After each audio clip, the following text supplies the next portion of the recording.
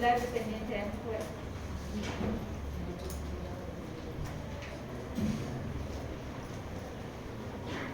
Uma célula que só vai ser relação citotóxica se tiver a ajuda de um anticorpo.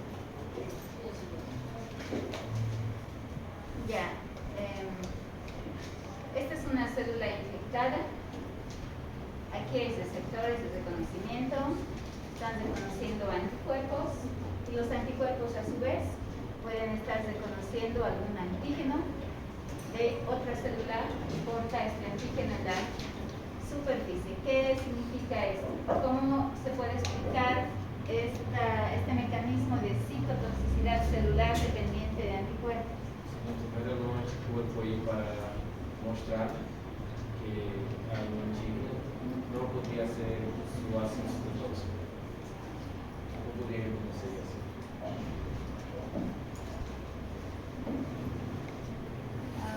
Ya. ¿Qué células pueden cumplir esta función de citotoxicidad mediada por anticuerpos?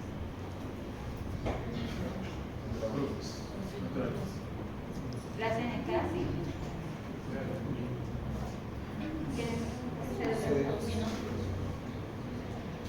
Citotoxicidad mediada por anticuerpos.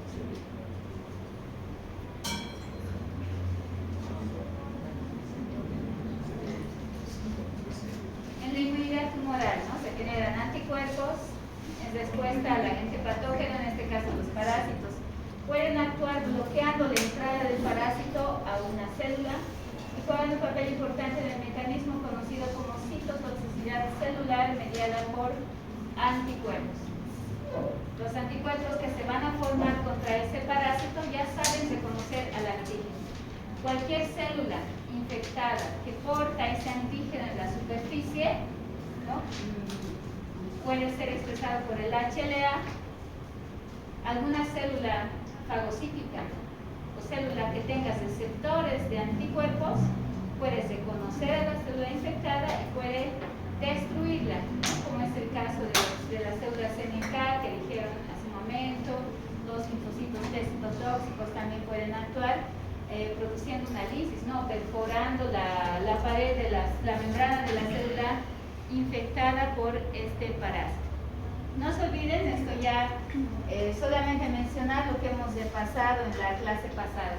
Respuesta inmune mediada por protozoarios, tienes el linfocito T que predomina en la respuesta celular del T helper de tipo 1.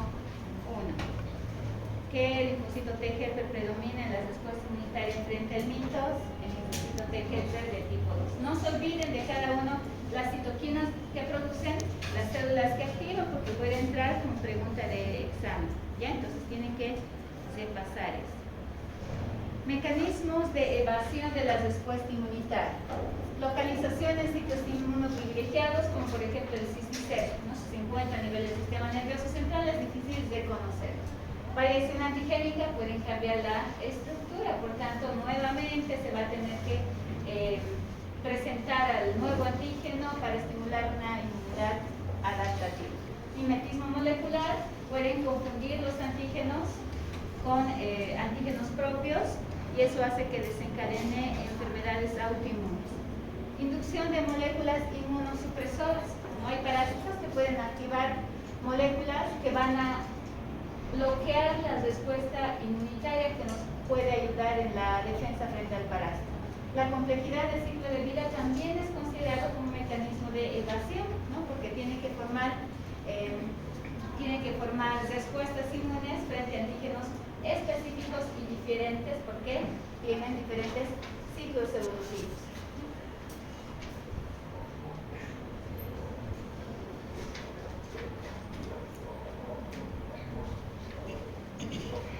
En esta gráfica ustedes la van a leer con calma. Ahí dice el parásito, el hábitat, el mecanismo efector del huésped, significa el mecanismo de defensa y los diversos mecanismos de evasión de un agente patógeno, como por ejemplo, Trypanosoma cruzi. ¿Cuáles son el hábitat? Muchas células blanco, ¿no? Pueden ser hábitat de Trypanosoma cruzi dependiendo de los estadios. Mecanismos de evasión pueden, si son parásitos que están en la circulación sanguínea, como el tricomastigote, por ejemplo, pueden activar los fagocitos para activar estas enzimas, mecanismos, especies activas de oxígeno, nitrógeno, para destruir al agente patógeno como mecanismo de evasión. Ese es solamente un ejemplo, ¿no? Pero ¿qué mecanismo de evasión tiene el agente patógeno? Puede escaparse del citoplasma evitando la digestión, ¿no? Y así hay varios ejemplos de diferentes parásitos y mecanismos de evasión. Entonces, el éxito del parásito se mide no por los trastornos que le causa al huésped, sino por su capacidad para adaptarse e integrarse al medio interno de este. Desde el punto de vista inmunológico, un parásito puede considerarse triunfador si se integra al huésped de manera que no se lo considere exógeno, ¿no? Entonces, hay enfermedades o infecciones que logran este objetivo, ¿no? Y se quedan de manera permanente en el organismo. Esto ya hemos revisado, ¿no? Tipos de respuesta inmunitaria celular y humoral. La celular preferentemente hace respuesta o nos ayuda de mejor manera ante agentes patógenos intracelulares, y lo humoral más en las formas extracelulares. Distintas respuestas inmunitarias pueden desencadenarse frente a un mismo agente en diferentes estadios evolutivos, haciendo más eficaz la respuesta global si es frente a este parásito. ¿Eso qué significa? Que se tiene que activar la respuesta inmune humoral y celular, porque los parásitos en sus diferentes estadios pueden estar fuera de la célula y dentro de la célula. Mecanismos de evasión de la respuesta inmunitaria de los protozoarios. Esos son ejemplos. Escape de la fijación por neutrófilos del Toxoplasma gondii, falta de unión del lisosoma con el fagosoma de macrófagos, de la misma manera el Toxoplasma gondii, localización en sitios inmunoprivilegiados, producción de formas hipoantigénicas que no activan la respuesta inmunitaria, ¿no? Promoción del desarrollo de células reguladoras o supresoras, o agotamiento de linfocitos B, lo que puede ocurrir con los tripanosomas. Variación antigénica, los tripanosomas africanos, plasmóticos, ¿no? Son ejemplos de mecanismos de evasión. Consecuencias adversas en la inmunidad frente a los protozoarios. ¿Qué tipo de hipersensibilidad pueden desencadenar los parásitos? Los diferentes tipos de hipersensibilidad. La hipersensibilidad de tipo 1 siempre mediada por la activación de anticuerpos de tipo IgE, ¿no? Que puede llegar a producir respuestas inflamatorias de manera inmediata, como las tricomoniasis. Reacciones tóxicas de tipo 2, anemia en las tripanosomes. ¿Cuáles son las citotóxicas? ¿Cuáles son las de tipo 2? Están mediadas por qué moléculas o por qué inmunoglobulinas. Anticuerpos de tipo IgM y anticuerpos de tipo IgG. Hipersensibilidad de tipo 3, aquí ya están, ¿no? Formación de inmunocomplejos. Los inmunocomplejos van a precipitar principalmente los vasos sanguíneos, causando inflamaciones como las vasculitis, glomerulonefritis, que se van a convertir en enfermedades de tipo autoinmune. Hipersensibilidad de tipo 4, reacción inflamatoria que sigue a la ruptura de quistes del toxoplasma, por ejemplo. ¿Qué células intervienen en la hipersensibilidad de tipo 4? O de tipo Z tardada, también conocida como celular. Y aquí ya no ponemos en la lista los anticuerpos.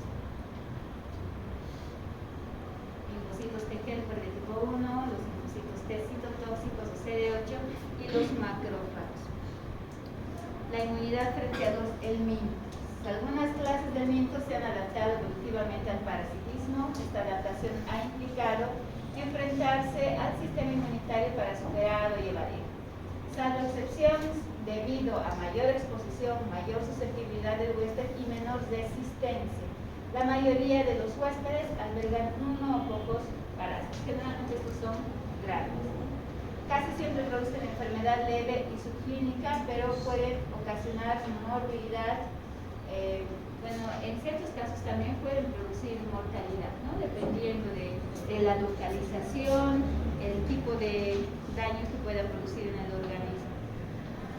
La inmunidad específica puede ser una combinación de inmunidad celular o una inmunidad de tipo humoral, ¿no? Esto ya hemos visto con respecto a los helmintos, ya hemos hablado de las interleucinas, la eosinofila. Los eosinófilos son atraídos hacia los sitios de invasión de los helmintos a pide un laboratorio, un hemograma, y en el hemograma pues hay eosinofilia. Pensamos principalmente en dos posibilidades importantes. Si se trata de alergenos, alergias, hipersensibilidad, o si se trata de enfermedades parasitarias, principalmente relacionadas a los helmintos. Estas sustancias también estimulan la liberación de eosinófilos, a la circulación sistémica. Por ello, las infecciones por helmintos se relacionan con los signos característicos de hipersensibilidad de tipo 1, eosinofilia, edema, asma, urticaria. ¿Ya? Entonces, no se olviden, ¿no?, que cuando hablamos de helmintos predomina la activación del TGLP de tipo 2, que va a estimular la producción, síntesis y liberación de la interleucina 5, que activa los eosinófilos.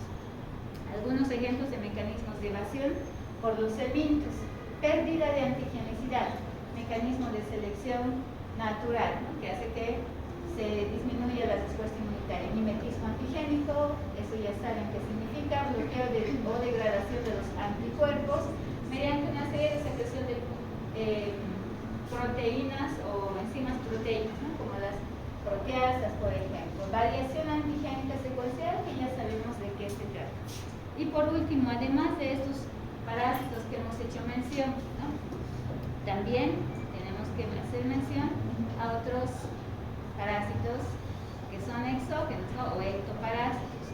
Y además, los ectoparásitos son generalmente responsables, ¿no?, de los mecanismos de hipersensibilidad, por lo general de tipo 1.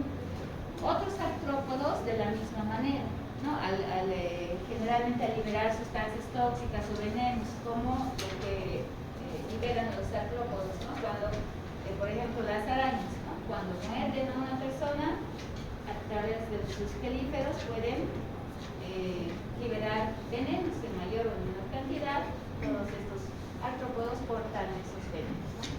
Cuando los invertebrados inyectan su saliva, inducen la respuesta inmunitaria, fundamentalmente que responde a la hipersensibilidad de tipo 1, hipersensibilidad retardada, mediada por linfocitos TGLP de tipo 1, nuevamente CD4 macrófagos, ¿no? Introducen toxinas o venenos al organismo, que lógicamente activa la respuesta inmunitaria. Y su trabajo ustedes ya me han entregado, ¿no?, en la plataforma.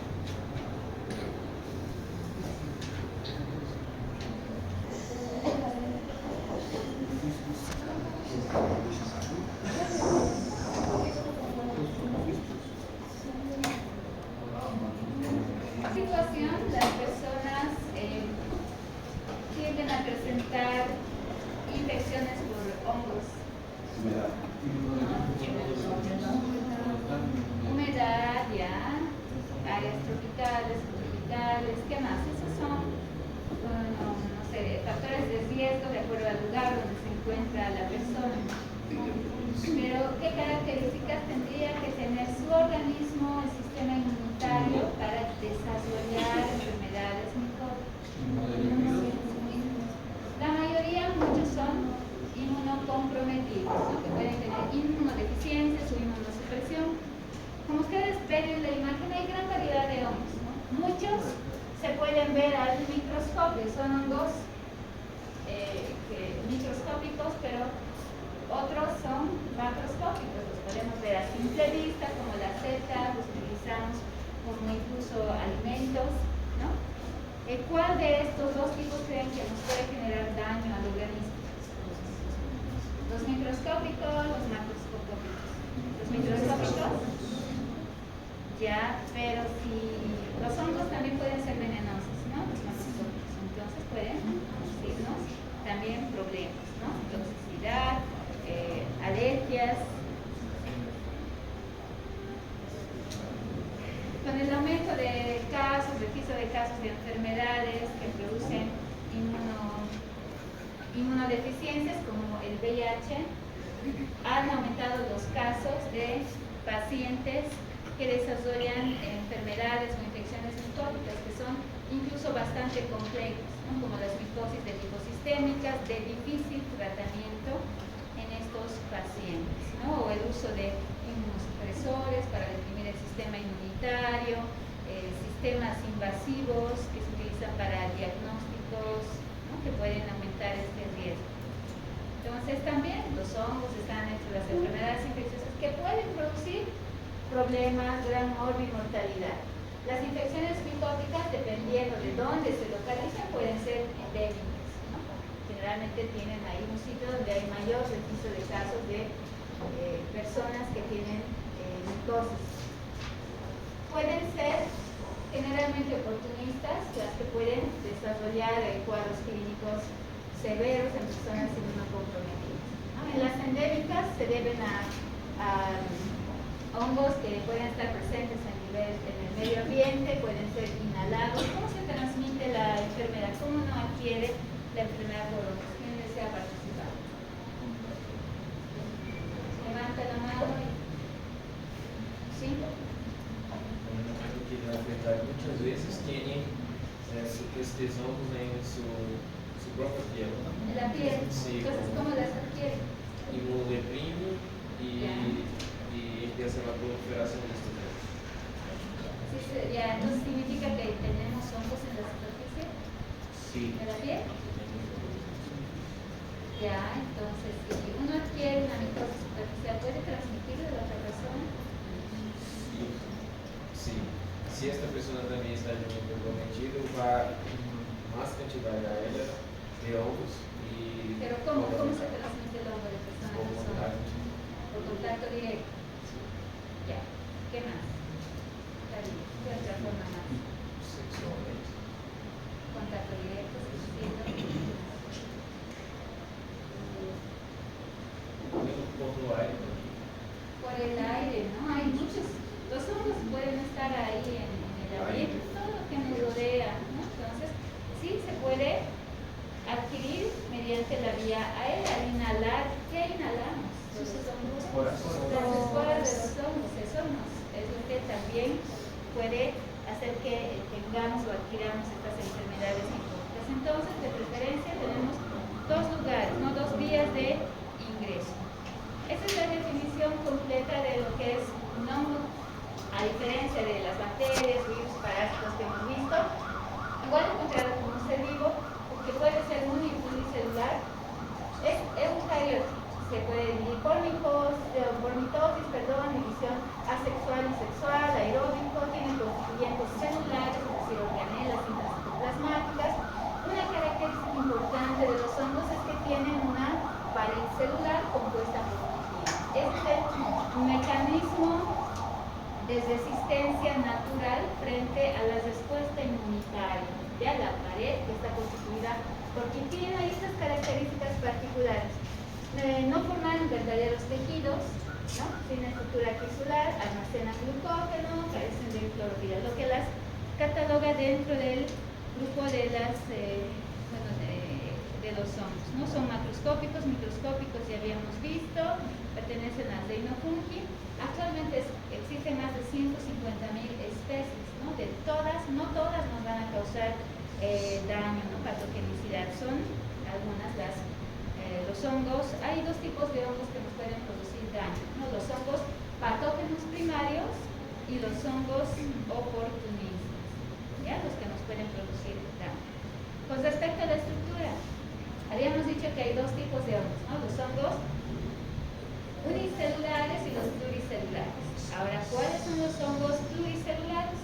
Los pluricelulares son los que tienen estructuras compuestas por filamentos. El cuerpo o micelo está constituido por varios filamentos. Y cada filamento, ¿no? Les voy a mostrar directamente las imágenes. Cada filamento, ¿no? O también conocidas como las hifas. Hifas son las unidades estructurales de los micelos o los hongos de tipo pluricelular. Pueden tener algunos estos septos, ¿no? Que los van a ir dividiendo a cada hifa. Estos septos se convierten en células, ¿no? Células, varias células que conforman filamentos, que conforman el cuerpo de los hongos filamentosos. Y de acuerdo a la disposición y a la forma, si ustedes ven acá, ¿qué forma tienen estos hongos? Ahí en esta imagen.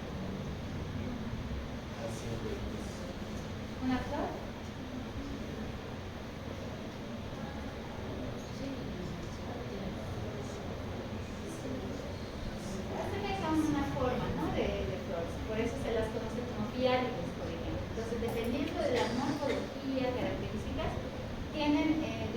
funciones propias, ¿no? Cada tipo de hongo filamentoso.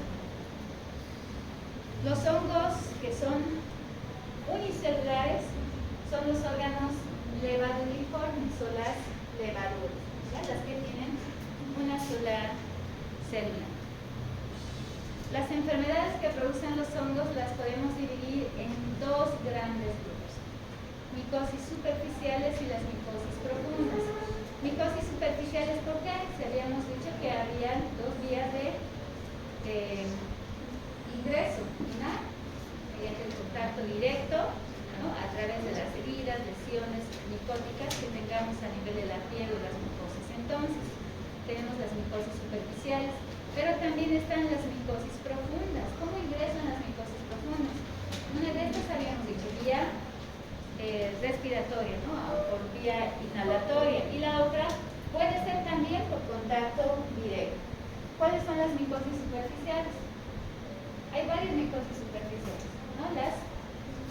Principalmente las tiñas, ¿no? Las tiñas, o también conocidas como dermatofitosis, producidas por varios tipos de hongos, ¿no? Que se encuentran en la superficie. Principalmente la mayoría se encuentran en los pelos de los animales, pez o el gato, ¿no? Están ahí los dermatofitos, ¿no? Son los llamados dermatofitos, epidermofiton, tricofiton, microsporum, que fácilmente, ¿no? Al tocar a los pecitos, los gatitos, ya podemos nosotros adquirir la enfermedad, ¿no? Y tener estas micosis superficiales.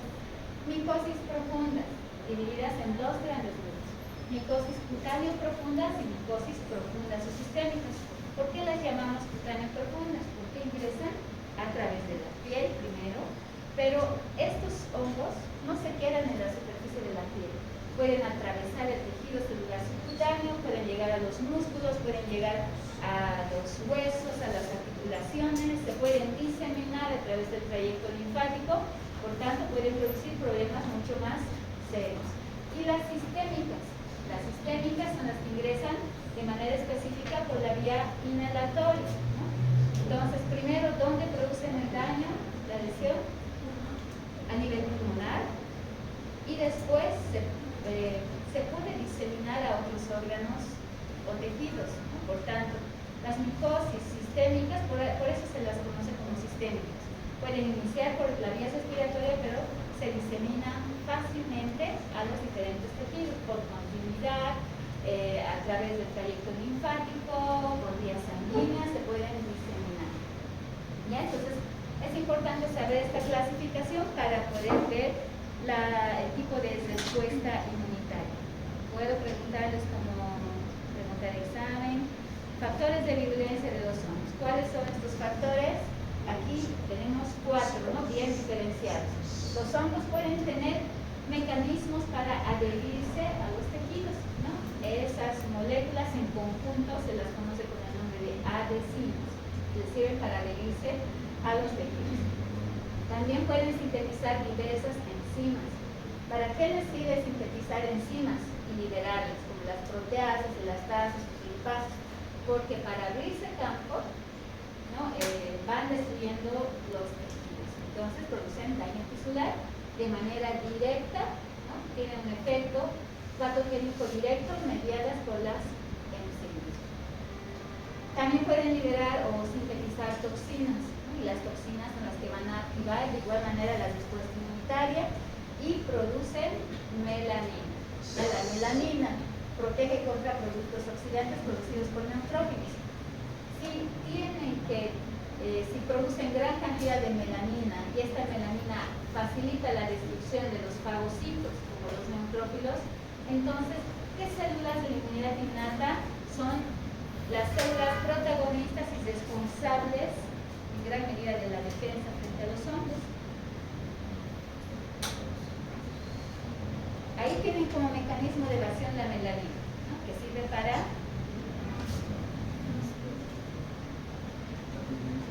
estar evitando la fagocitosis, ¿no? Entonces, un mecanismo importante de defensa son los neutrófilos y los macrófagos, ¿ya?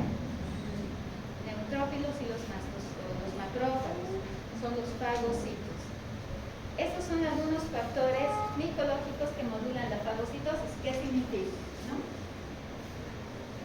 Hay mecanismos que van a ayudar a que se activen o se dé lugar de manera adecuada a una respuesta fagocítica, ¿no? Como por ejemplo, estos son mecanismos de evasión por si acaso, ¿no? Ya sabemos cómo funciona la respuesta fagocítica. Cambios en la estructura de superficie hidrofóbica. Esto hace mención a las estructuras que pueden ayudar en la fagocitosis, pero ¿cuáles son los mecanismos de evasión por parte de los hongos? Alteran la acción fungicida del polimorfo nuclear, ¿no? Tienen como mecanismo de evasión estos cambios de la estructura del hongo para inhibir la acción fagocítica. Los mananos inhiben el mecanismo oxidativo del polimorfo nuclear, de esa manera también pueden disminuir la acción fagocítica. Activación de enzimas en la superficie celular, potencian la destrucción de las células PD y facilitan la invasión. Receptores que asemejan el CR3 y CR2. ¿Quién se acuerda que son los receptores CR3 y CR2? CR3 y CR2. ¿Qué son? Los hongos pueden estimular o expresar receptores que son parecidos o semejantes al CR3 y CR2. ¿Qué son los CR3 y CR2?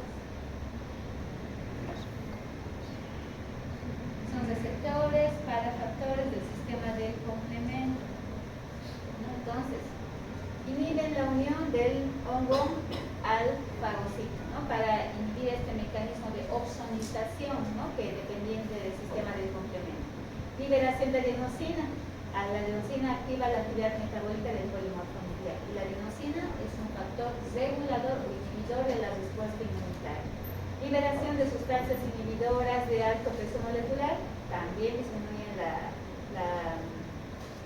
la respuesta fagocítica. La producción de amoníaco puede prolongar la respuesta fungicida, ¿no? Como mecanismo de daño directo. De la fila 2, la última persona. ¿Qué crees que ves en Elena?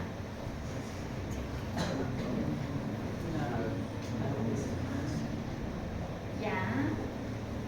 ¿Cuál crees que sea la causa?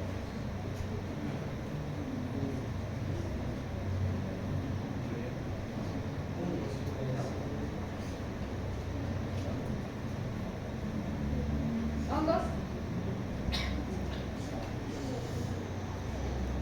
Ya. Si está en la cabeza, puedes decir tu diagnóstico.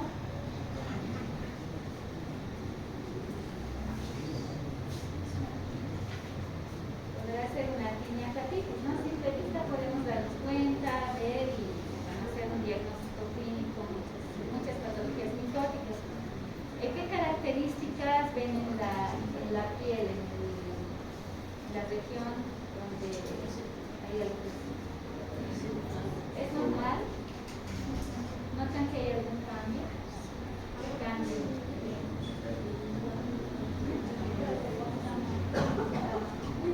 Bueno, ya es la región de la...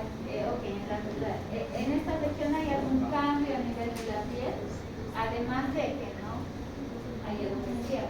¿Qué más vemos? ¿A la coloración es diferente al resto o es igual? A mí me parece igual.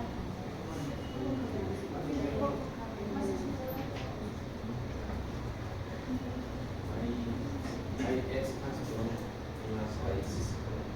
¿Qué? Más blanco. Más blanco en la raíz. Bueno, puede producir lesiones de tipo descamativas, ¿no? Eso sí podemos ver, ¿no? A nivel de los queratinocitos, generalmente son los que están más afectados, pero una respuesta inmunitaria bastante clara no vemos ahí, ¿no? No vemos una respuesta inflamatoria, o se ve.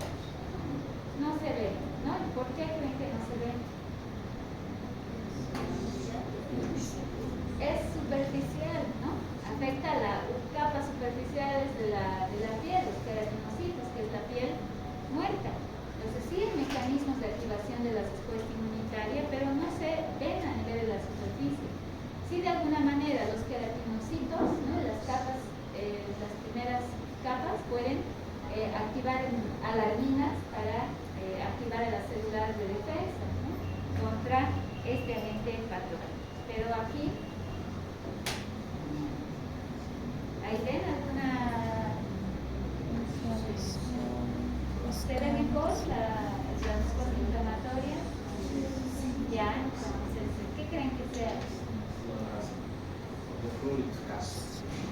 Será caspa únicamente porque es más de tipo amarillento.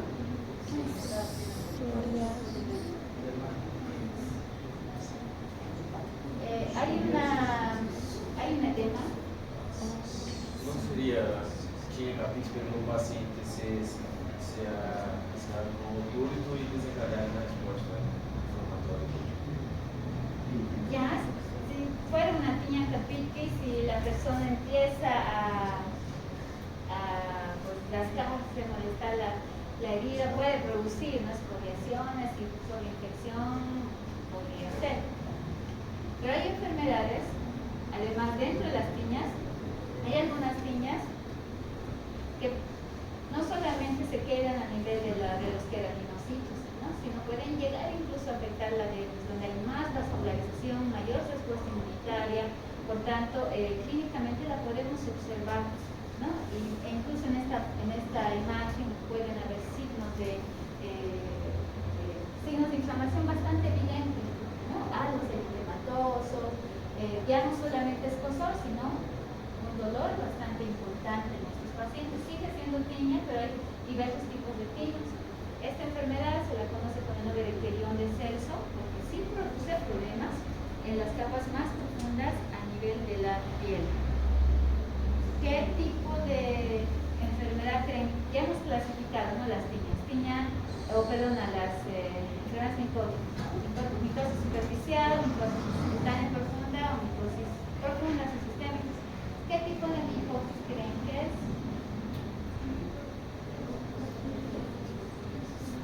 Para tu compañero, ¿qué tipo de micosis crees que es?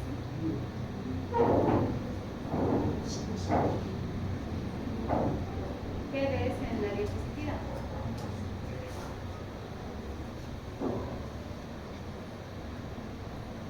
Solo tienes que hacer la descripción de lo que ves en la diapositiva, nada más.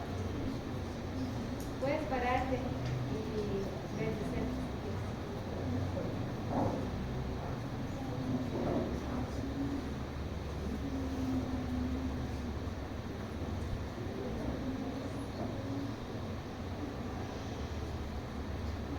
Sí o sí tienes que hacer la descripción. ¿Qué es lo que ves?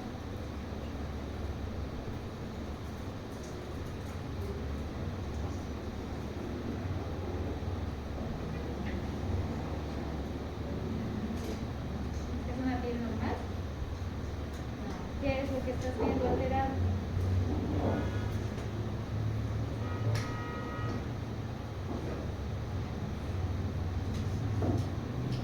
Háblame sobre la localización. ¿Dónde está localizado?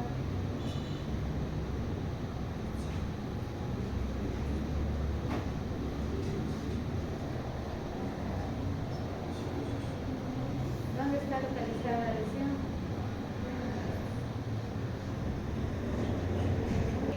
¿Ya? La extensión.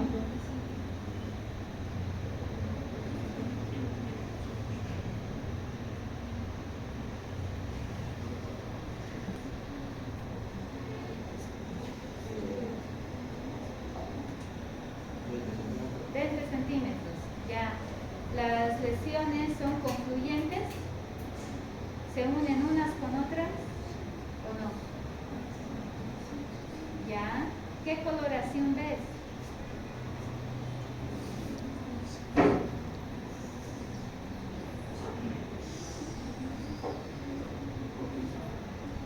¿Qué coloración ves? Morado. ¿Qué color? Morado. Morado. Ya, morado. ¿Qué más?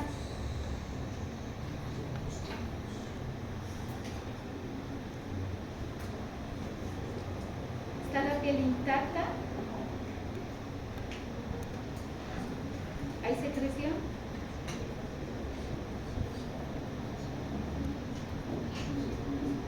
¿Puedes imaginar que existe en este paciente limitación funcional?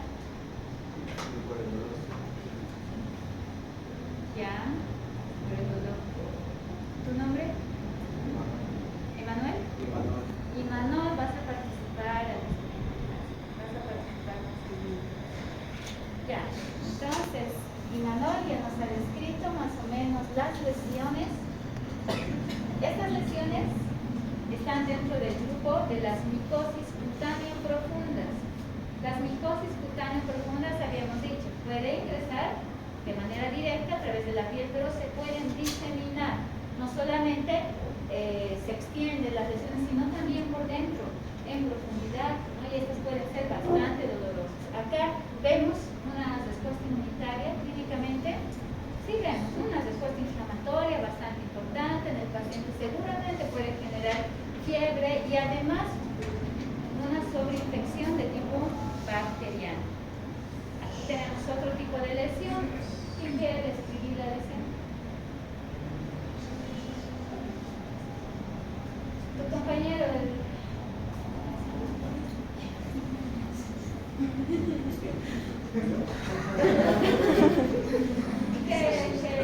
¿Qué ves ahí en la...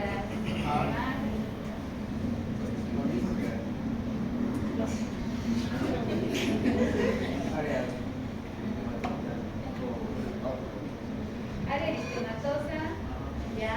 ¿Hay pápulas? ¿Será que solamente son pápulas estas?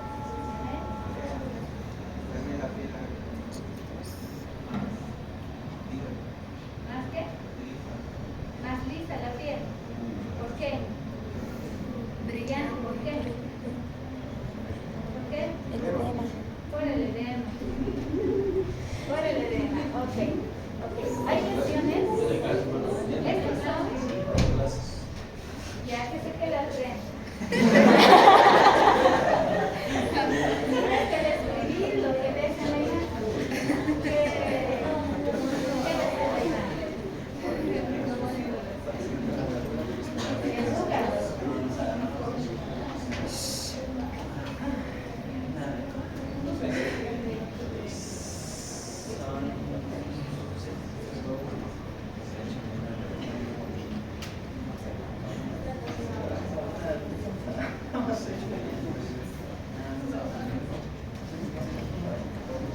Infecciones por parásitos.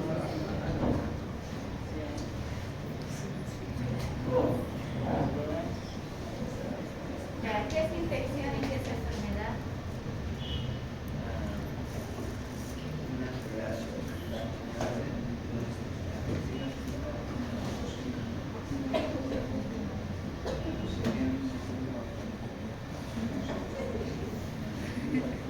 También son lesiones cutáneo profundas, ya son micosis cutáneo profundas.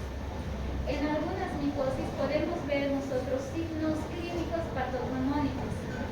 En este caso, esta enfermedad se conoce con el nombre de micetoma y tiene regiones donde se forman como cultivos o gránulos de los hongos a manera de nódulos o de color marrón, de color oscuro, que si apretamos estas lesiones de acá, ¿no? Que parecen lesiones pustulosas, las presionamos, vamos a ver nódulos de ese color, ¿no? Que no representan nada más que los gránulos patognomónicos de los micetomas, ¿no? Hay una respuesta inflamatoria acá bastante evidente, ¿no? Entonces, aquí hay una respuesta inmunitaria muy importante.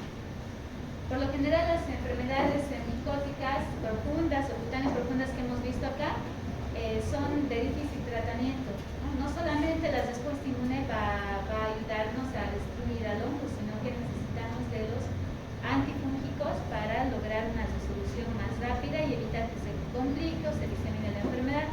Lo mismo aquí, ¿no? Si ha empezado la lesión en una herida a nivel del dorso de la mano, si es una micosis cutánea profunda, lo que va a hacer es llegar a planos más profundos, puede encontrar un trayecto linfático y empezar a diseminarse, ¿no? Y a medida que vaya encontrando nódulos linfáticos, pues puede estos se van a inflamar, ¿no? Entonces llegar a formar una cadena de inflamación de tipo ganglionar, bastante dolor, ahí vemos una respuesta inflamatoria bastante importante. ¿Estas qué tipo de micosis podrían ser? Superficiales, profundas, micosis sistémicas o profundas. Sistémicas. Habíamos dicho que ingresan por vía inhalatoria. Entonces,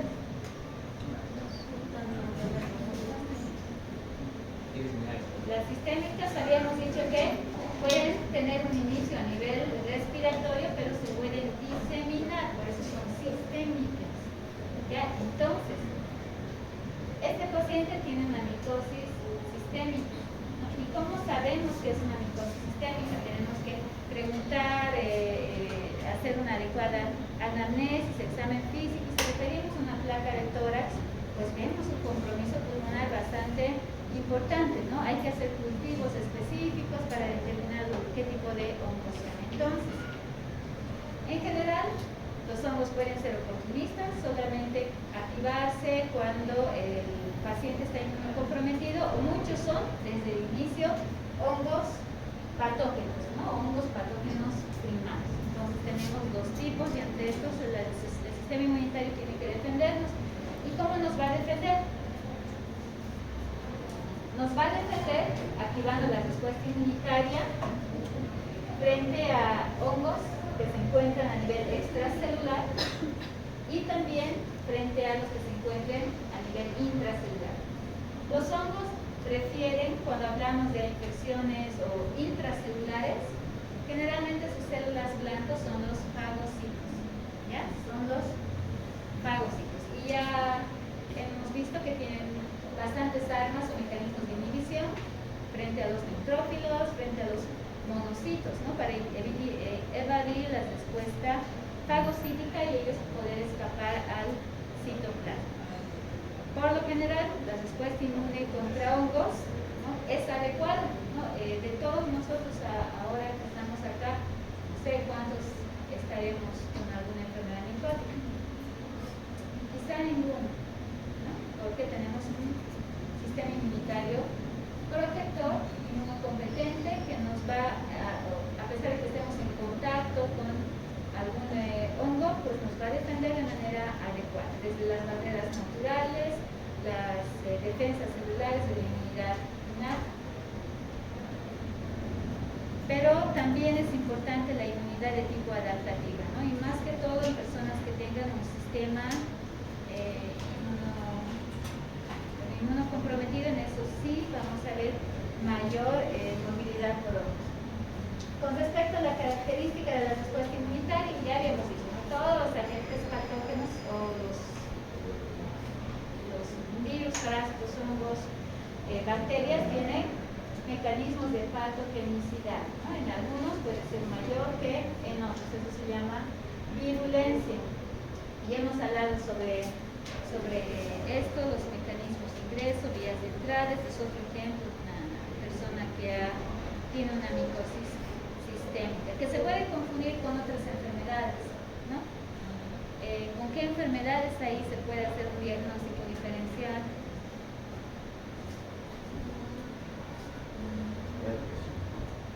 Herpes,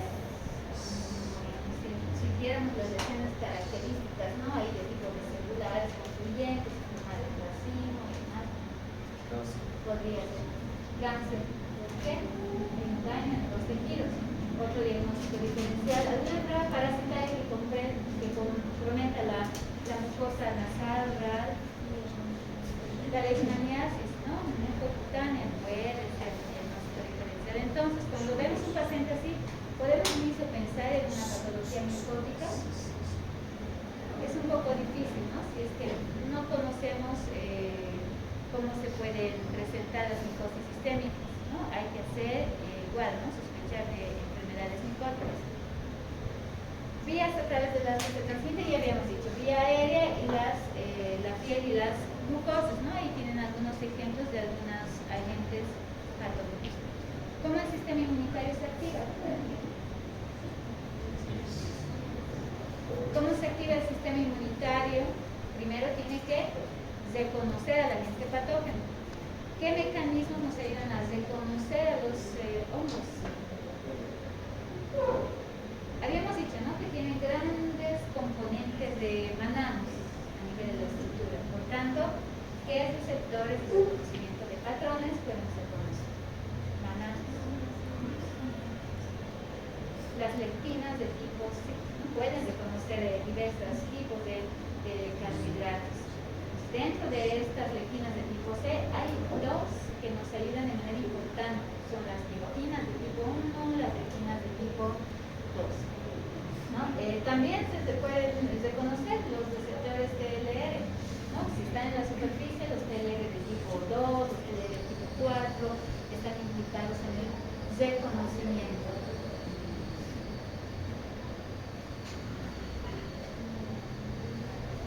Para los hongos que colonizan el interior de las células, ¿cuál es la respuesta inmunitaria más importante? ¿Qué células colonizan frecuentemente? Los intracelulares, los fagocitos. Entonces necesitamos de la ayuda del líquido adaptativo. En la adaptativa se tienen que activar los linfocitos TCD4 y CD8. Los linfocitos TCD4 son importantes en la respuesta inmune frente a hongos. Preguntas de esta clase, por si acaso van a entrar en su examen. ¿Qué linfocitos T son responsables o pueden activarse de manera importante en respuesta frente a infecciones micóticas? ¿Qué linfocitos T helper? ¿No? Sabíamos que los fagocitos son muy importantes en la defensa, en la inmunidad innata, y hay mecanismos de evasión de la acción fagocítica. Entonces necesitan mejorar todo el arsenal bactericida, ¿no?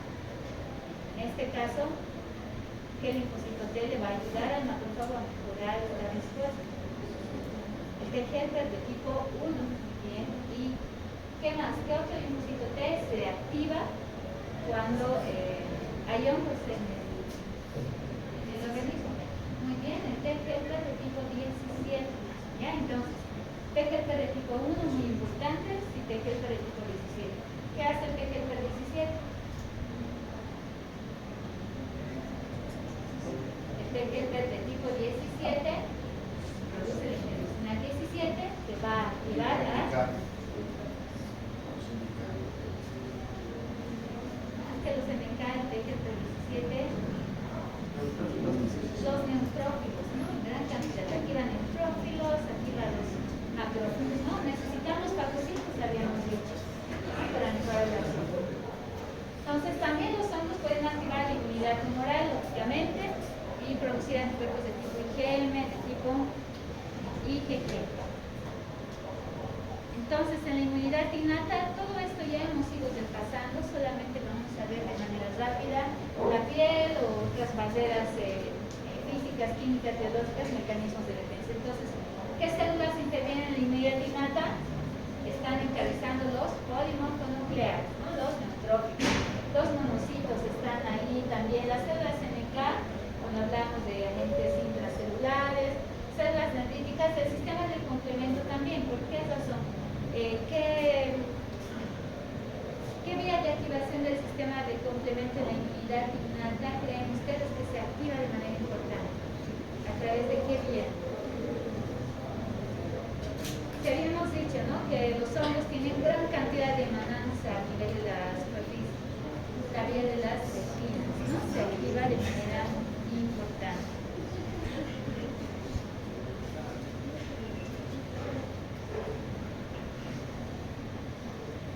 Entonces, acá en la piel ya sabemos las barreras naturales, ¿no? La piel, barreras biológicas, flora microbiana normal. Hay algunos, los dermatofilos, los que producen las quimias, ¿no? Prefieren los queratinocitos, la piel muerta, pero también los queratinocitos, les había dicho que pueden activar las alarminas para poder destruir o activar la respuesta inmunitaria. Hay algunos hongos que necesitan hierro para su certificación activa, entonces hay otras moléculas, transferrina, lactoferrina, que pueden hacer que se inhiba la captación de hierro por parte de estos. Los queratinocitos ya les he hecho mención, polimorfonucleares también. No se olviden de pasar la acción de cada una de estas células, ya la respuesta frente a las diversas infecciones. Polimorfonucleares, ¿no? Generan obviamente los radicales tóxicos derivados del oxígeno, nitrógeno, formas radicales libres y demás para poder destruir al agente patógeno. ¿Qué hacen los polimorfos? También pueden, todos sintetizan citoquinas. ¿Qué citoquinas activan ahí? La interleucina 12, ¿para qué nos sirve? Así como ustedes notan, pueden activar al T-helper de tipo 1. No están pidiendo ayuda ahí a la inmunidad adaptativa. Nuevamente aquí una lista de mecanismos antifúngicos producidos por las células fagocíticas. ¿Cómo se definen? ¿Cómo ayudan en la destrucción? Las defensinas, por ejemplo, péptidos catiónicos que pueden ayudar a destruir a los hongos. Elastasa permite la diseminación, mecanismos no dependientes de oxígeno, L-arginina, que también pueden activar la destrucción de los hongos. Este es un mecanismo de evasión de los hongos, ¿no? Varios hongos producen catalasas y o melanina que habíamos dicho, ¿no? Pueden producir diversas enzimas, habíamos dicho, entonces las catalasas o melanina, que neutralizan o evitan la formación de radicales tóxicos de oxígeno. Las diferentes formas de hongos se presentan en su membrana moléculas, que son los patrones moleculares asociados a agentes patógenos, que son reconocidos por los TLR. Los TLRs también son importantes, TLR de tipo 2, TLR de tipo 4, ¿no? Para activar la inmunidad innata. Acá, las células dendríticas son también fagocitos o no son fagocitos. Son fagocitos, ¿no? Entonces tienen gran cantidad de receptores de reconocimiento de patrones. Los TLR2 que habíamos hecho mención, TLR4, lectina de tipo 1, de tipo 2, por ejemplo, pueden ayudar al reconocimiento del agente patógeno y pueden reconocer diferentes agentes, ¿no? Por ejemplo, las Aspergillus fumicatus, Candida albicans, Cryptococcus neoformas, Histoplasma capsulatum, Malacesa purpur, para poder activar mecanismos de destrucción. Macrófagos residentes, ustedes ya saben, ¿no? Los de patrullaje, que pueden identificar diferentes tipos de hongos, pueden ayudar como células a activar mecanismos de defensa de manera importante. ¿A qué se conoce como permisivos? Acá dice, macrófagos son permisivos para hongos dimórficos. ¿Qué significa eso? Que son permisivos para hongos dimórficos. ¿Qué significa?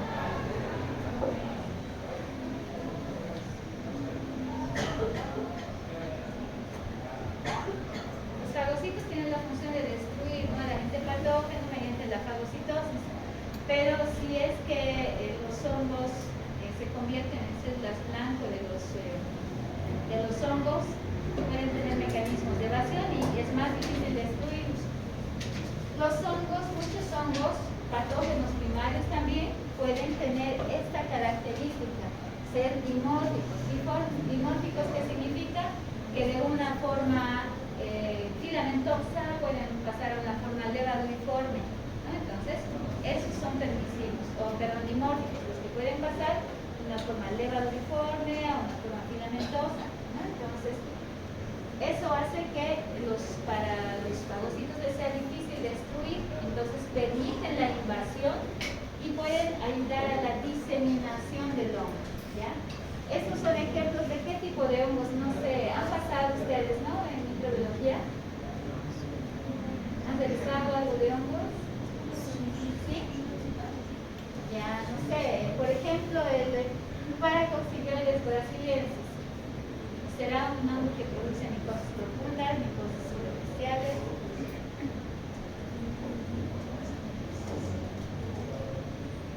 Toditos son hongos que pueden producir micosis sistémicas o profundas. ¿Ya? Entonces, pueden tener esta capacidad, ¿no?, de ser dimórficos, y la dificultad asimismo de la destrucción por el macrófago. Por ejemplo, el macrófago alveolar se encuentra con un hongo que puede cambiar de forma, va a ser más difícil reconocerlo y destruirlo, ¿no? Pero puede mejorar la respuesta cuando se activa un linfocito T helper de tipo 1, que hace que el el efecto bactericida sea muchísimo mejor. Aquí hay ejemplos, ¿no?, de macrófagos alveolares y macrófagos residentes. Habíamos dicho en general, ¿no?, si es que en la inmunidad innata se activa, muchos pueden no lograr destruir al hongo, pero con la ayuda de la inmunidad adaptativa sí los logran destruir.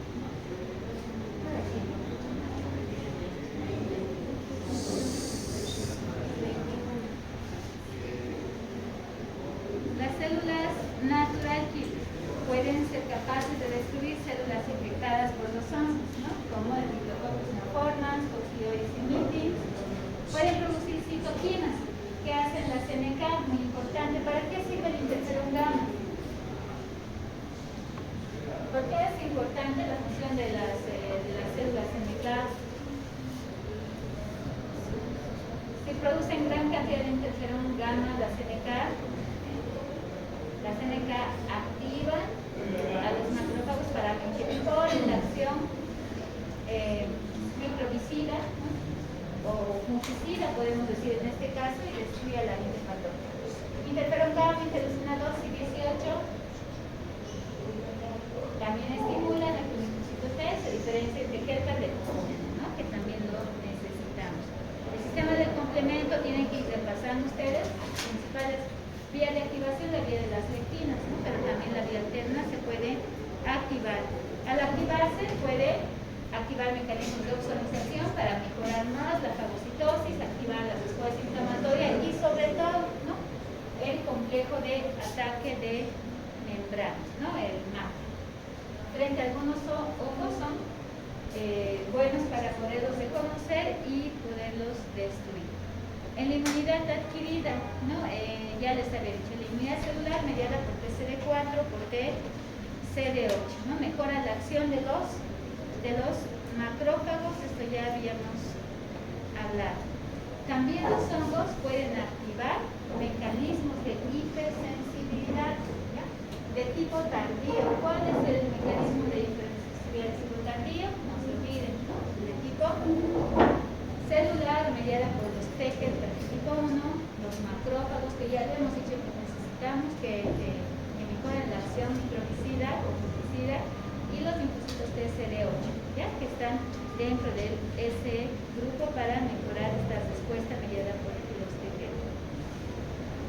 Cuando se activa el T helper de tipo 1 y el T helper de tipo 2, ¿cuál de los T helpers creen ustedes que nos ayuda mejor en la defensa frente a los hongos?